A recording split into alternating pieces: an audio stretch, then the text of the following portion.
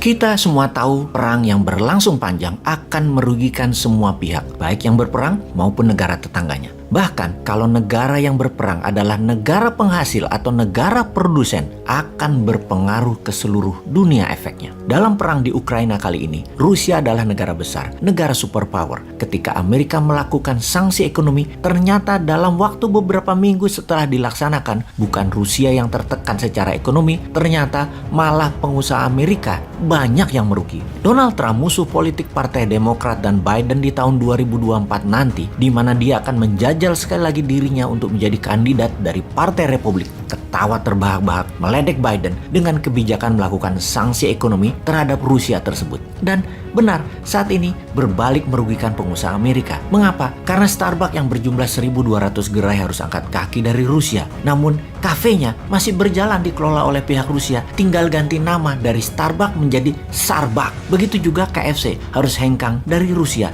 diganti logonya saja sama perusahaan mitranya tersebut yang malah mendapat windfall 100% untung, milik sendiri semuanya sekarang. Jadi Siberian Fried Chicken kalau nggak salah namanya. Di sisi sosial media, IG, FB kehilangan lebih dari 9% income mereka dari Rusia. Juga misalnya Heineken Beer, Food, perusahaan chips, dan banyak lagi bidang usaha yang berusaha di Rusia dalam hitungan global kehilangan 10% sales dunia mereka rata-rata. Yang paling parah adalah industri high teknologi karena chips banyak datang dari Rusia. Juga industri aviasi penerbangan yang titaniumnya 80% datang dari Rusia. Intinya malah memukul balik Amerika, memukul balik Inggris. Karena itu EU atau Uni Eropa Barat tidak menjalankan sanksi ekonomi terhadap Rusia. Takut Eropa Barat mah sama Rusia. Bahkan Indonesia kali ini benar tidak melakukan sanksi ekonomi tersebut. Seperti halnya Tiongkok. Walau Indonesia transaksi dengan Rusia secara total nasional merupakan kira-kira di bawah 45% transaksinya, menjadikan tidak ada gejolak ekonomi di Indonesia. Apalagi ada 30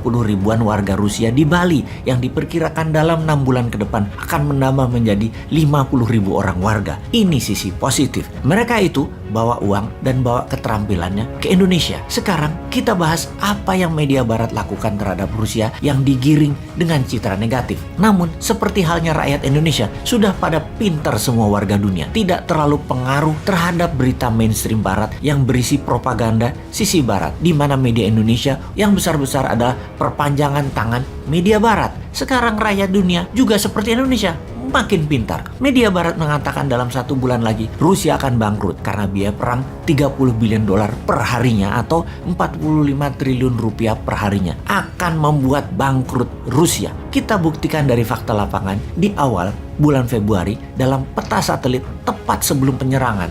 Diperkirakan ada 190.000 tentara, 1.800 tank, 2.700 kendaraan logistik seperti truk tangki, truk pangan, dan berbagai amunisi terdata di lapangan. Ketika kemarin di akhir bulan Maret, foto satelit wilayah yang sama di perbatasan Rusia-Ukraina tersebut terdapat kamp tenda yang masih berpenghuni. Sekitar 30 ribuan tentara. Kendaraan tank lapis baja ada sekitar 800-an. Truk logistik ada sekitar 1.000-an. Hal ini mengejutkan pengamat militer dunia. Diperkirakan ternyata Rusia hanya mendeploy dan menggunakan 60% pasukannya masuk ke Ukraina. Bisa dibayangkan, ternyata Rusia hanya menggunakan 16% kekuatan pasukannya ke Ukraina dari 1,2 juta tentara aktif Rusia, dan untuk menyerangnya bahkan hanya menggunakan 13% pasukannya saja. Pengamat militer dunia berkesimpulan bahwa Rusia bukan menganggap enteng Ukraina, tetapi membuat NATO berpikir keras terhadap Rusia bahwa dengan menggunakan 16% tentara saja Ukraina sudah takluk. Bagaimana NATO berani masuk ke Ukraina? Berapa banyak akan dikirim tentara NATO ke Polandia misalnya sebagai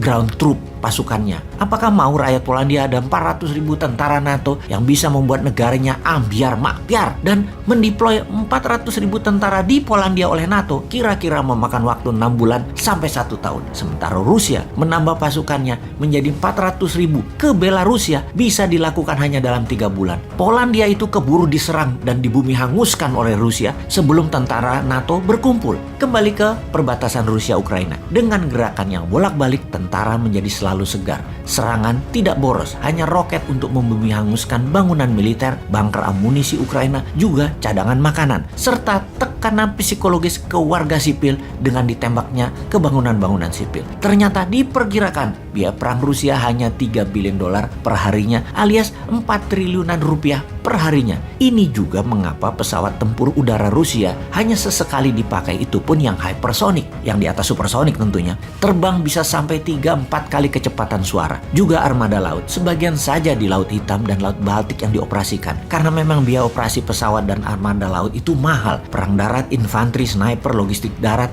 semua perangnya itu biayanya lebih murah. Dan juga kita semua tahu, setiap kenaikan 10 dolar per barelnya, Rusia itu untung 1 billion dolar per harinya dari bisnis minyak. Alias kalau harga minyak mentah 106 dolar hari ini naik ke 116, Rusia untung 1 billion dolar per harinya. Jadi kalau memang perlu biaya maksimum lagi, ya tinggal geret aja ke 136 dolar per barelnya. Untungnya 3 billion dolar per harinya. Ya perang tersebut bisa bertahan selamanya bagi Rusia. Impas, perangnya gak rugikan kantong APBN-nya Rusia. Emangnya negara, ya gitu deh.